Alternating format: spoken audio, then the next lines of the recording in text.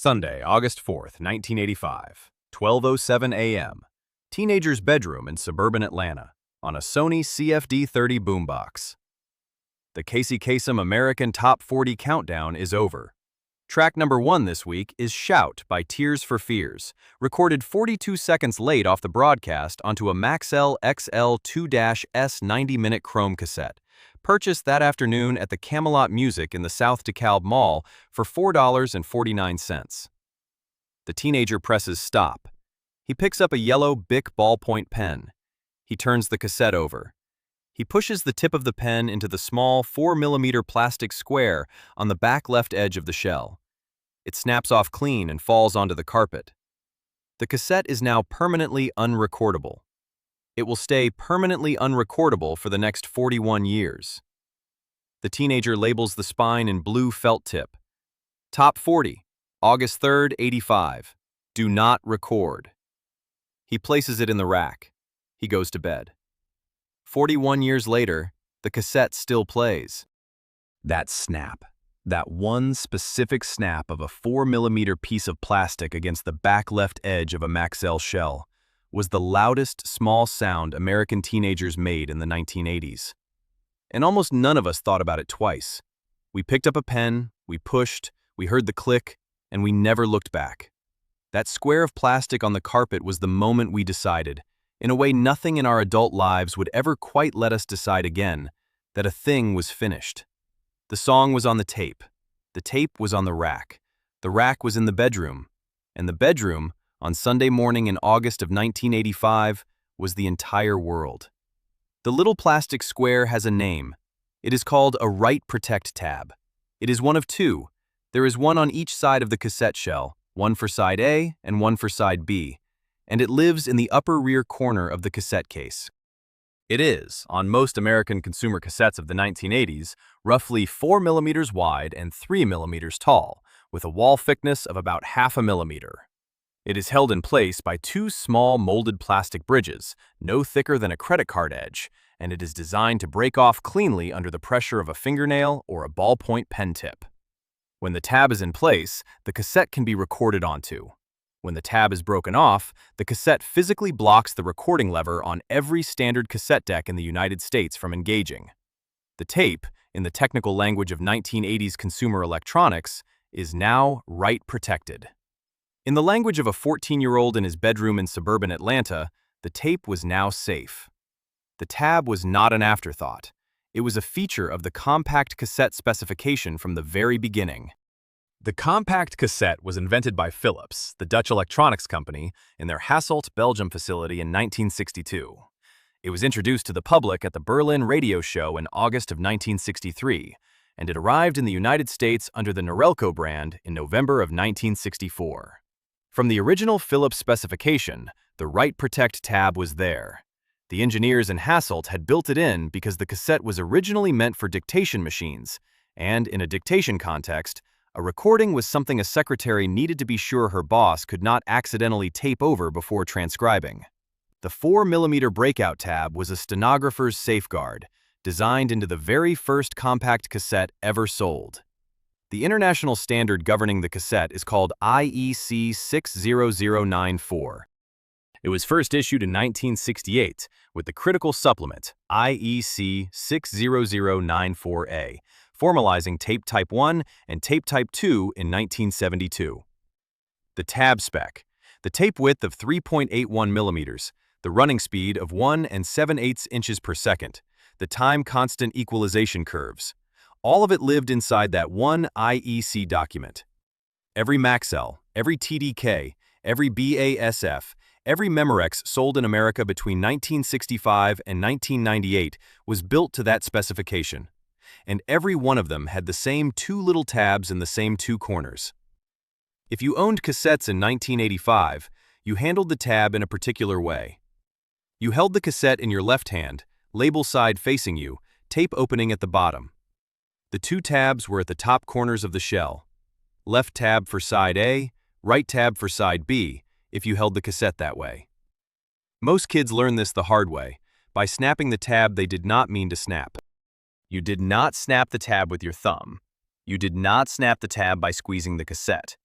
You snapped it with a pen tip, or with a small flathead screwdriver, or with the corner of a fingernail if you were patient and sure.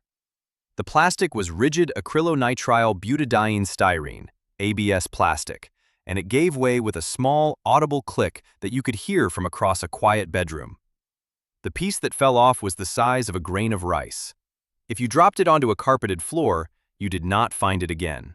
If you dropped it onto a hardwood floor, you sometimes did. It did not matter either way. The decision had been made the moment the plastic separated. Once the tab was off, the recording lever inside the cassette deck, a small, spring-loaded metal plunger about the diameter of a pencil eraser, hidden in the deck mechanism behind the cassette compartment door, could no longer be depressed when the cassette was loaded. The lever sat on the empty notch where the tab used to be, found nothing to push against, and stayed locked. You could press record and play at the same time, the standard combination for engaging the record function on a Sony, a Pioneer, a Technics, a Sherwood, a Sanyo, an Iowa, or a JVC cassette deck, and the deck would refuse. The little red recording light would not come on. The tape would not move. The deck would not engage. The cassette had a mechanical veto, and the mechanical veto could not be overridden in any consumer cassette deck sold in America in the 1980s without taking the cover off, which nobody was going to do. But the tab only became a teenage ritual in the late 1970s, when the cassette stopped being a dictation tool and became the format of choice for recording Casey Kasem off the radio. By 1979, the year the Sony Walkman went on sale in Japan for the equivalent of $150, the cassette was the format of American teenage life. The Walkman sold 30,000 units in its first 2 months in Japan, against a sales projection of 5,000 a month. It reached the United States as the Sony Soundabout in June of 1980, and from that summer forward, every kid in America with 2 paper route dollars to rub together was buying blank cassettes by the 3-pack and making mixtapes. By 1985, the year of the snap in the Atlanta bedroom, 4 brands controlled almost every blank cassette sold in America. Each one had a country, a chemistry, and a tribe. Maxell was Japanese. The company had been founded in 1961 as a magnetic tape spin-off of Nitto Electric Industrial. 3 years later, in 1964, it merged with the Hitachi Corporation and became Hitachi Maxell, headquartered in Osaka. Maxell entered the American market in 1969 with the founding of Maxell Corporation of America. By the early 1980s, the Maxell XL2, the high-bias Type 2 cassette, was the signature American mixtape tape. The advertisement everyone remembers is the famous one. The man in the leather chair, the speakers pointed at him, his hair blown back and his necktie horizontal, the sunglasses, the wine glass. Blown Away, the campaign was called. That single image, more than any other piece of American advertising in the 1980s, told a generation what a cassette was supposed to do. TDK was also Japanese. The company was older, founded in 1935 as Tokyo Denki Kagaku Kogyo, or Tokyo Electric Chemical Industry, and it had built its name on ferrite, the iron-based magnetic material that was the original cassette pigment.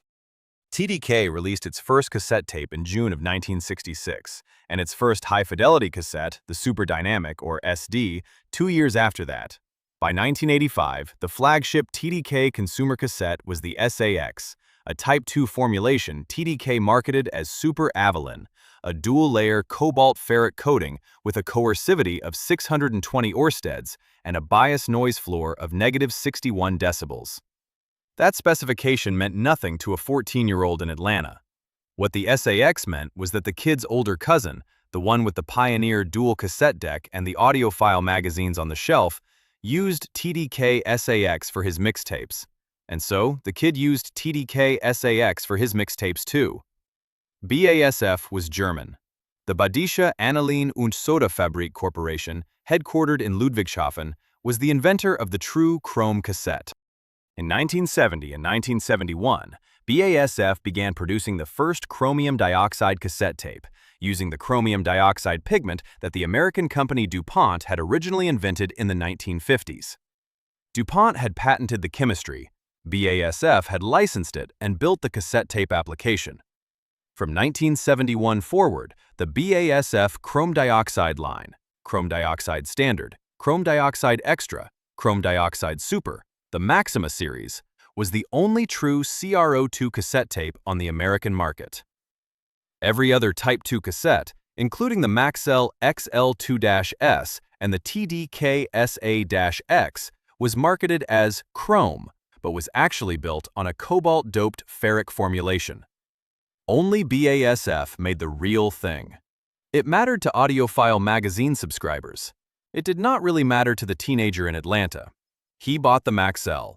He snapped the tab. He went to bed. And then there was Memorex. Memorex was American.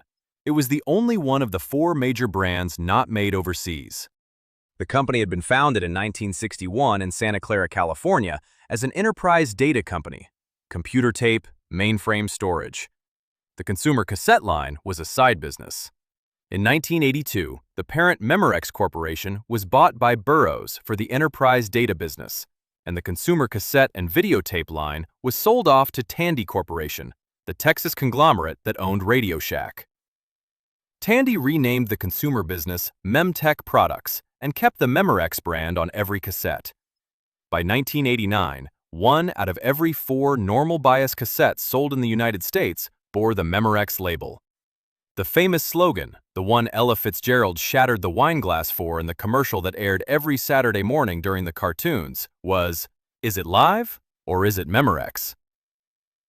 Tandy kept the brand until November of 1993, when it sold the Memorex consumer line to Hanny Holdings of Hong Kong. Memorex was the brand the parents bought. Memorex was the brand at the Kmart on Route 78. Memorex was the brand on top of the Magnavox stereo console. Memorex was the brand the older brother sneered at, and the kid bought anyway when the Maxell was sold out. 4 brands, 2 countries, 1 technical standard, and 3 types of tape, each with its own price tier and its own ritual. Type 1, the standard ferric oxide tape, gamma ferric oxide. By chemistry, the same iron oxide pigment used since reel-to-reel in the 1950s was the bottom tier. It used the original Phillips equalization, a time constant of 120 microseconds, which meant a flatter playback curve at the cost of a higher noise floor. In 1985, it sold at the drugstore for somewhere between $1.49 and $2.49 per 90-minute cassette, depending on the brand. Type 1 was what you bought when you needed 12 blank tapes for under $20 and you were going to record a high school football game off the radio. Type 1 was what you bought for your dad to tape record his Sunday sermon. Type 1 was Maxell UR TDKD BASFLH Memorex MRX. Type 1 was the working tape. Type 2 was where the mixtape lived.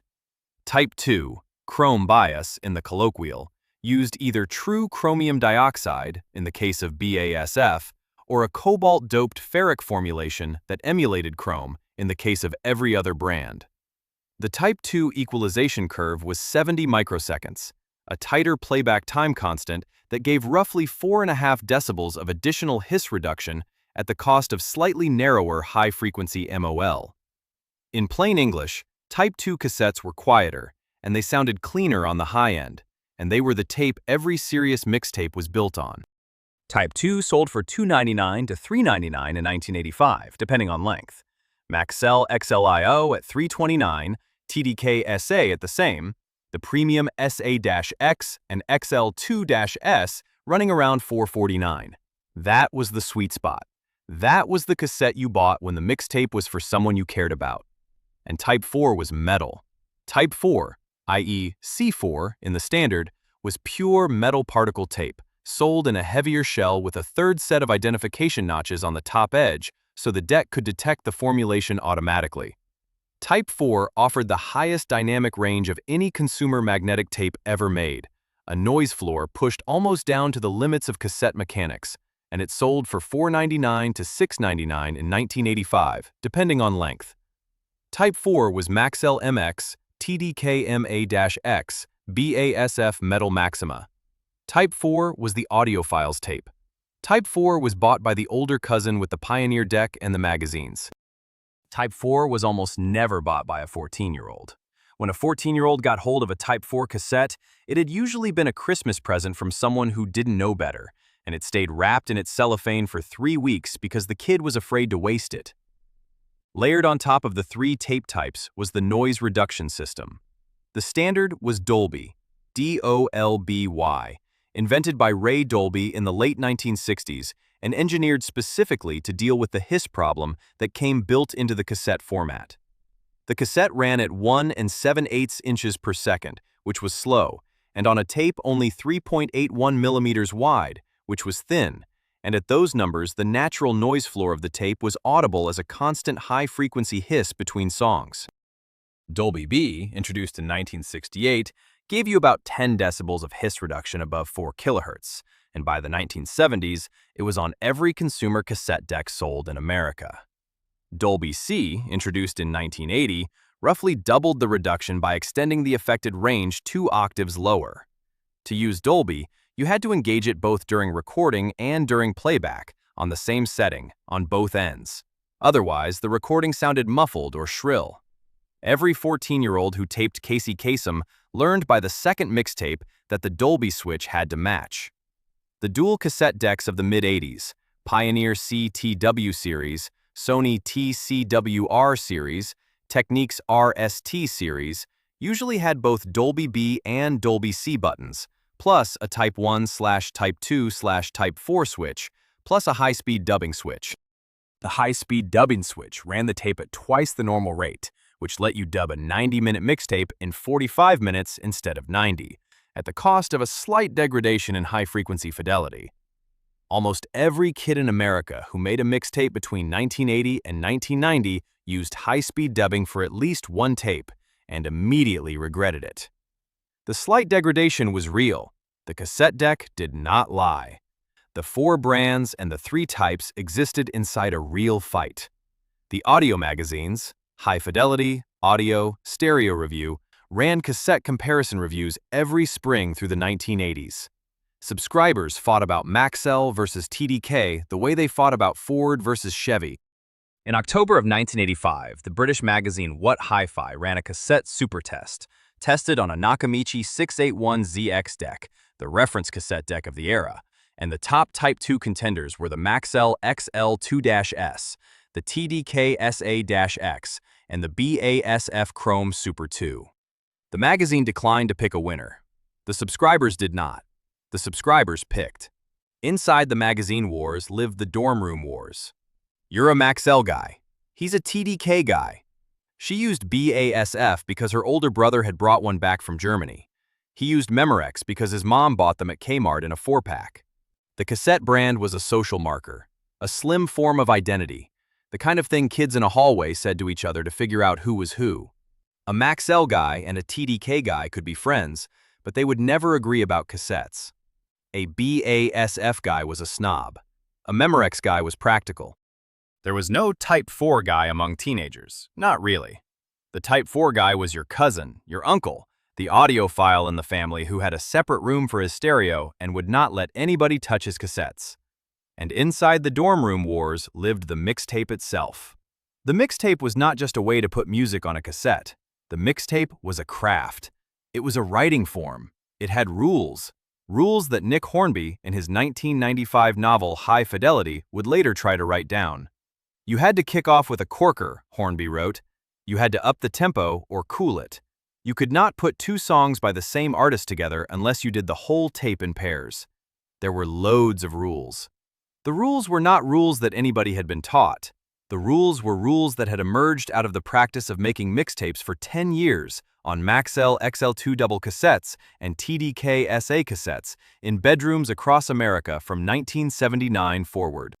The term itself, mixtape, grew out of the New York City club and radio scene in the late 1970s.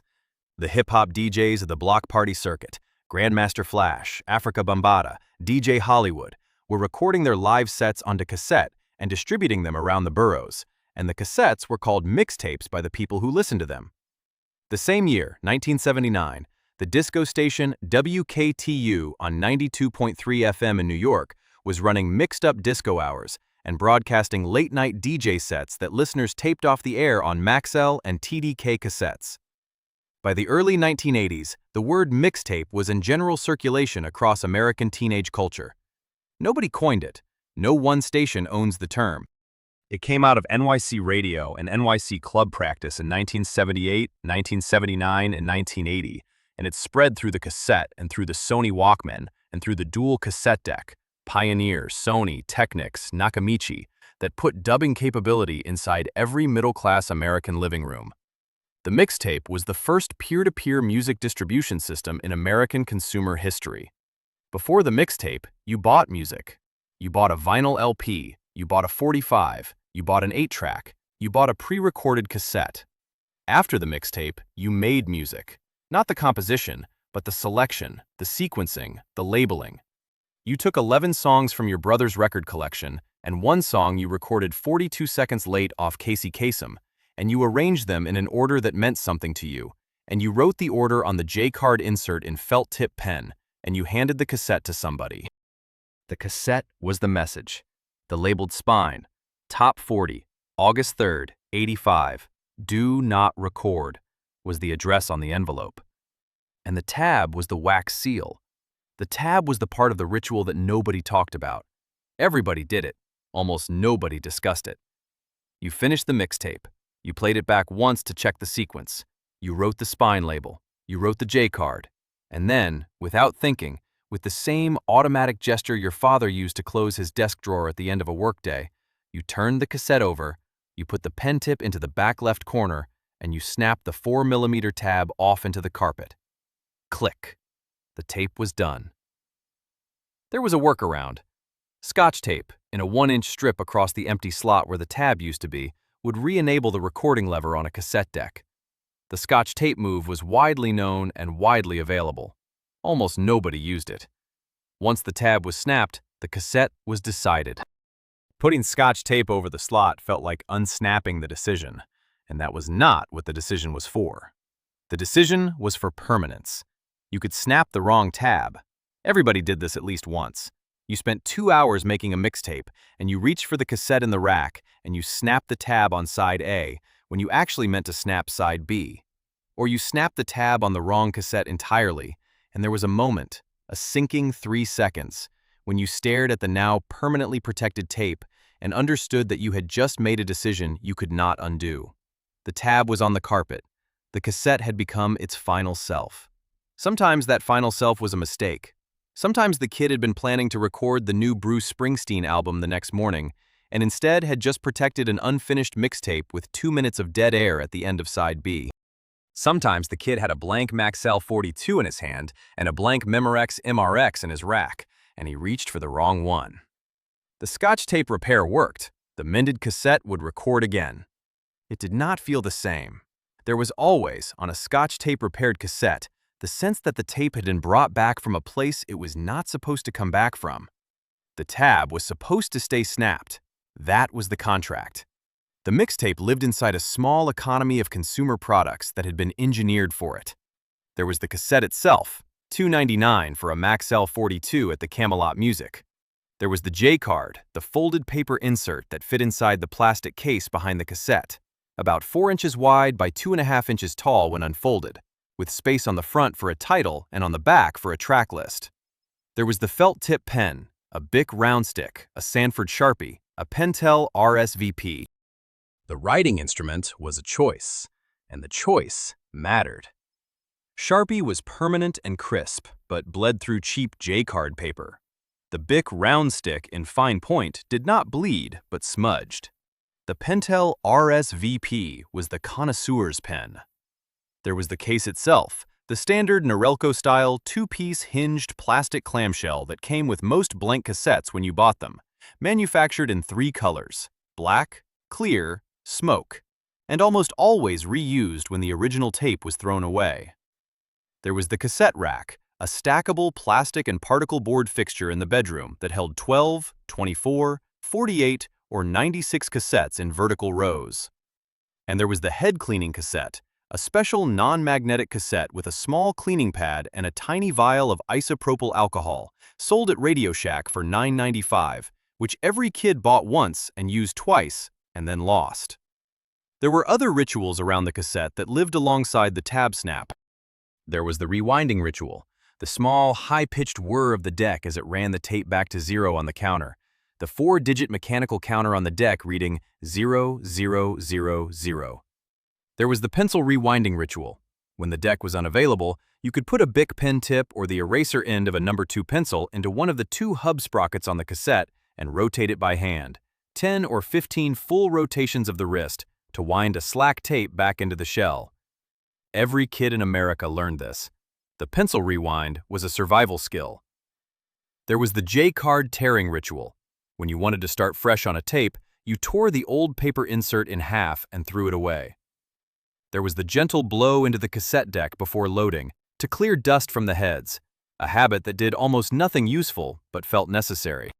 Every cassette user developed these gestures inside 2 months of owning a deck, and most of them have not been performed by any human being since 2003. The home taping culture was so dominant by the early 1980s that the recording industry tried to kill it. On October 28th of 1981, the British phonographic industry, the music industry trade group in the United Kingdom, launched a campaign called Home Taping is Killing Music. The logo was a skull and crossbones formed out of the silhouette of a compact cassette, and the slogan included the line, "And it's illegal." In the United States, the RIAA, the Recording Industry Association of America, printed similar warnings on album sleeves and lobbied Congress for cassette tax legislation, arguing that home taping cost the music industry hundreds of millions of dollars a year in lost sales. The campaign did not work. American teenagers kept buying blank cassettes. American teenagers kept making mixtapes. By 1988, the cassette format reached its all-time peak, 59.1% of total recorded music revenue in the United States, the format's highest single-year share ever. By 1990, the global cassette market was worth $3.5 billion. The Skull and Crossbones campaign had been completely, comprehensively, beautifully ignored. And then, almost overnight, it ended. The compact disc had been introduced to the American market in 1983. By 1988, the year of the cassette peak, the CD already had a significant share of pre-recorded music revenue. In December of 1991, the CD passed the cassette in total American music revenue for the first time. The crossover for blank media specifically came a few years later, somewhere in the mid-1990s, when consumer CD burners became affordable. But the format share writing was on the wall by December 1991. By 2000, the cassette had dropped below 10% of recorded music revenue.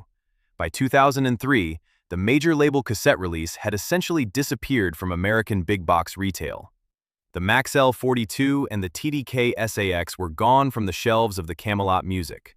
The Camelot Music itself was gone. Trans World Entertainment had bought the chain in October of 1998, and the FYE rebrand had absorbed it by 2006. The mixtape went with it. The playlist replaced the mixtape. Streaming replaced the playlist. The 4mm tab, the felt tip on the spine, the snap on the carpet at 12:07 a.m. on a Sunday morning in August. None of those gestures had a digital equivalent. A Spotify playlist can be edited, reordered, deleted, shared, copied, uncopied. It cannot be snapped. The streaming era never gave the listener a moment of permanence. The cassette era did, twice, once on side A and once on side B, in the form of 2 small plastic squares the size of a fingernail. The cassette had 2 great parents in 21st century memory. One was the Sony Walkman, which made the cassette portable and turned it into a wearable extension of the inner life. The other was the dual cassette deck, Pioneer CTW series, Sony TCWR series, Iowa ADWX, JVC-TDW, which lived in the family room or the kid's bedroom and made dubbing trivial. Between the two of them, the cassette became something almost no previous music format had been, a writable, portable, individual medium. The cassette was the first time the listener could hold the music in his pocket and change the music in his pocket. The vinyl LP and the 8-track had let you carry music, in a sense. Vinyl in a sleeve, the 8-track in a car cartridge, but neither one lets you write to the medium yourself, on your own time, with your own pen, with your own taste, in your own bedroom. The cassette did. The cassette gave the listener a writing instrument. The mixtape was the writing.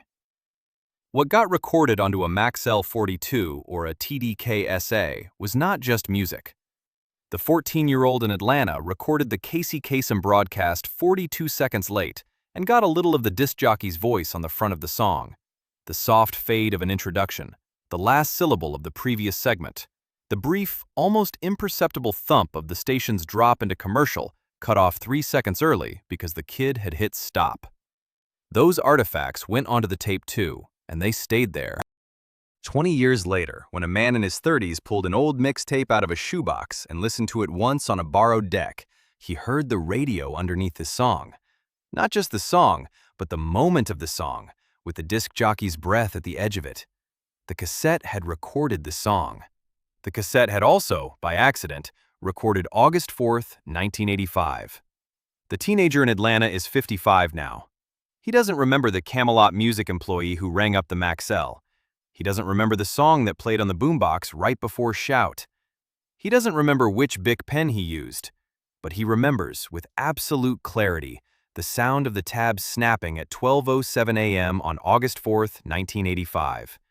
He remembers the small thunk of the plastic hitting the carpet. He remembers writing, "Do not record" on the spine in felt tip. And he remembers, more than anything, the feeling of looking at the cassette in his hand and knowing that whatever Tears for Fears had said in the song Shout, recorded 42 seconds late off the broadcast, with Casey Kasem's voice still under the intro, was now fixed. The tape was the song. The song was the tape. The tape was on the rack. The rack was in the bedroom.